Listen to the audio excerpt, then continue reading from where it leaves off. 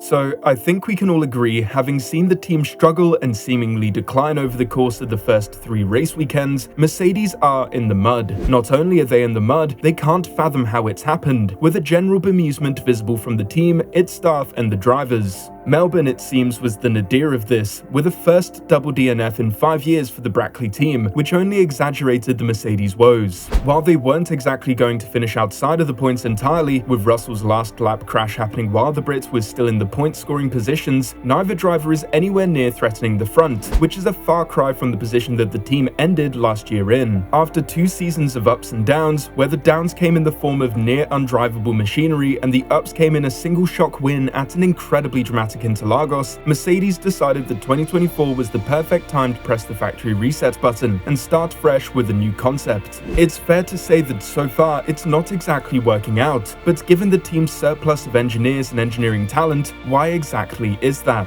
Well, the buck has to stop somewhere, and as much as Mercedes want to keep that famous no-blame culture, it may be far harder to maintain that when you're no longer 2 seconds down the road. Want to know why Mercedes are struggling so much this year? They haven't been entirely sure themselves, but after checking things off one by one, they may have just found the first steps to get them out of the mire that they are currently stuck in. And stick around, because Toto Wolff made some incredibly honest comments the other day, and it seems like the team principal couldn't leave even if he wanted to.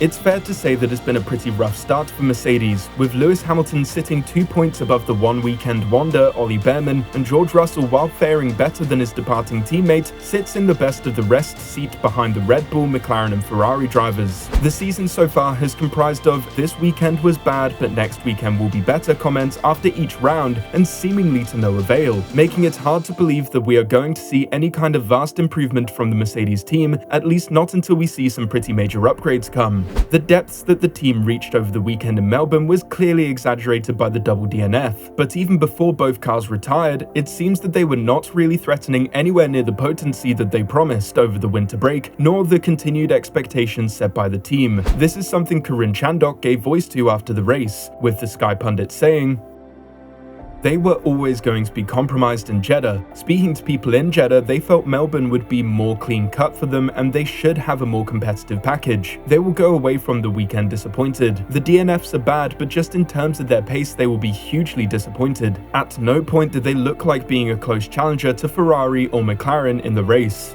For a team that finished second in the championship last year, it's looking tricky for them to repeat that this year."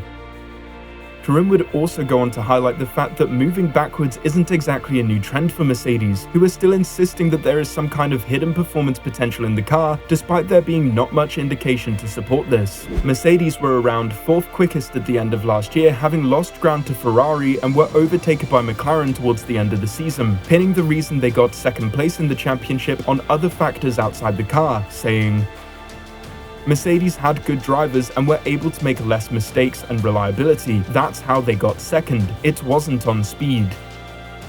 Which does lend credence to Lewis Hamilton's decision to leave at the end of the season. Love him or hate him, Hamilton has given the team everything over the past decade, and felt that the direction the team was moving in was at odds with what he wanted from the car. The criticism leveled at the team over the past few years has been the team's insistence to somewhat blindly follow what a computer says, especially when it comes to the optimum build and setup of the car, despite on-track performance being at odds with the expectations, perhaps best exemplified by the porpoising that caught everyone in the sport off guard at the dawn of the current era regulations. The most concerning thing for Mercedes is that the language has not changed at all since then, with a "we swear there's performance in here somewhere, the computer says so" attitude that has rendered the team as a blunt instrument over the past few years. Team principal Toto Wolff said following the Melbourne race that there was a disconnect between what they were seeing in the tunnel compared to what they were seeing on track, perhaps indicating a fundamental issue with the Mercedes infrastructure or a key principle of their car design.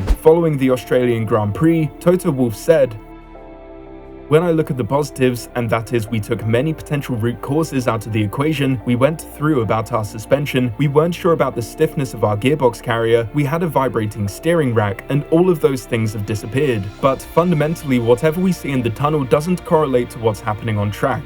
I don't see a dogmatism, and I see just an open environment where people share, where people take themselves by the nose and say, you know, maybe in my area we were making mistakes. I don't think we're missing something. It is just a complication of what's happening with the car that we can't see, and it's like an on-off switch." Despite having a typically sunny optimism to the adversity, Wolff admitted, "So, we got to really dig deep because this is brutally painful."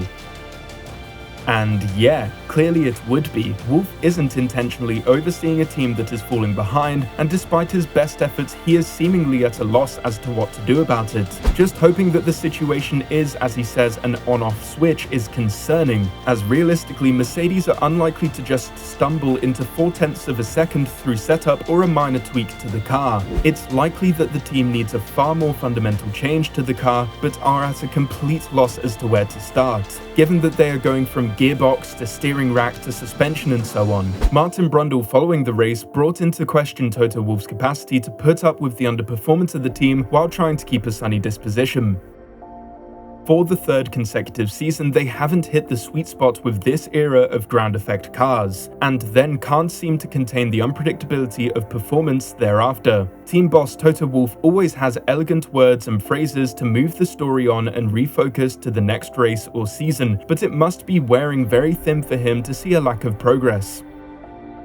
The questions surrounding Toto Wolff are still fairly quiet, but are certainly more prevalent than in previous years. It's clear that the team boss is at a loss when it comes to where everything is going wrong, and this must be incredibly frustrating. However, there is something which tethers Toto far closer to the team, which makes the experience all the more painful. Toto is not just the team principal at the team, someone who can be fired, moved on, or shuffled into obscurity. He is a co-owner, making the whole experience of the team's performance falling through his fingers all the more painful and inescapable.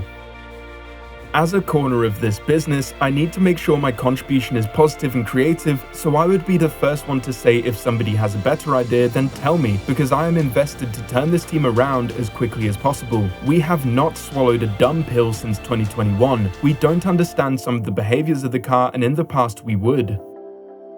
When asked if he has considered stepping down from his role in the team, Wolff would go on to say, "I look at myself in the mirror every single day about everything I do, and it's a fair question, but leaving is not what I feel I should do at the moment. But if you have any ideas as to who could turn this around, I would happily listen to that."